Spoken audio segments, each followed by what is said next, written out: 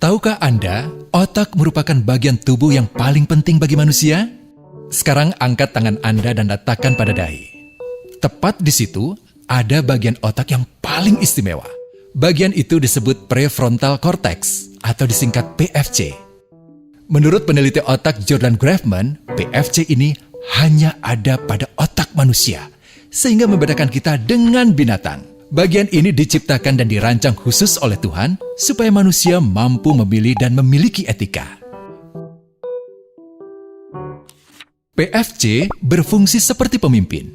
Ia bertanggung jawab untuk berkonsentrasi, memahami benar dan salah, mengendalikan diri, menunda kepuasan, berpikir kritis, dan merencanakan masa depan.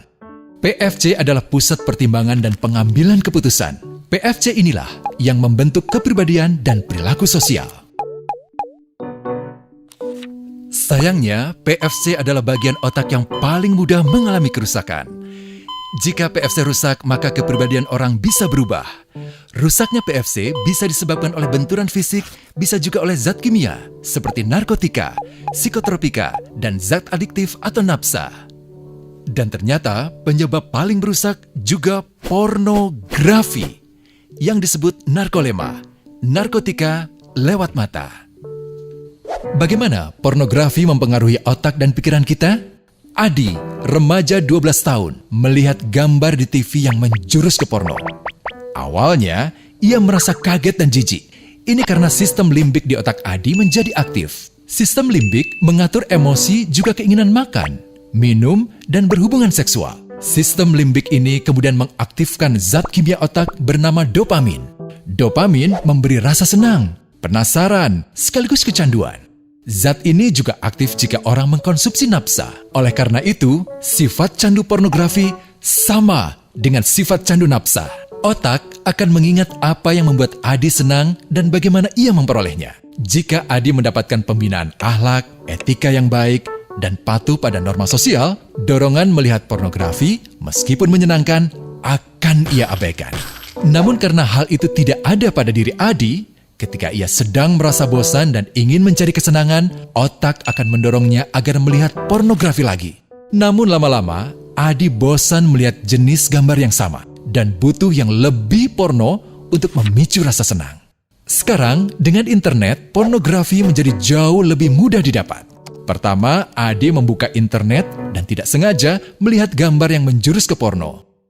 Berikutnya, ia sengaja membuka lagi untuk melihat yang lebih porno. Awalnya melihat yang sedikit terbuka, lama-lama semuanya terbuka. Awalnya melihat 1 menit, lama-lama 1 jam. Adi mengalami kecanduan pornografi. Bagaimana kerusakan PFC akibat kecanduan pornografi? Secara alamiah, dopamin dialirkan dari sistem limbik ke PFC.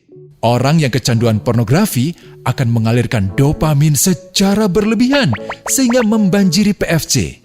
PFC menjadi tidak aktif karena terendam dopamin. Semakin sering PFC tidak aktif, ia akan semakin mengerut dan fungsinya terganggu.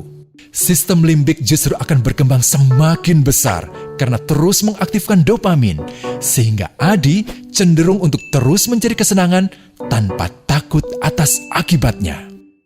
Jika tidak ditangani segera, Adi berpeluang besar menjadi pelanggan pornografi seumur hidup dan mengalami kerusakan otak di bagian PFC. Awalnya, ia akan kehilangan konsentrasi, penurunan kemampuan menimbang benar dan salah, serta berkurangnya kemampuan mengambil keputusan. Lama-lama, besar kemungkinan ia akan melakukan masturbasi, oral seks, hubungan seksual suka sama suka, dan mudah berganti-ganti pasangan seksual. Pernikahan dianggap tidak penting. Pasangan dianggap hanya sebagai objek seksual semata, cenderung merendahkan derajat dan kehormatan lawan jenis. Selera hubungan seksualnya pun tidak sehat dan seenaknya, kasar sampai tega memperkosa. Manusia jadi tidak ada bedanya dengan binatang. Inilah dampak yang terjadi akibat kerusakan PFC.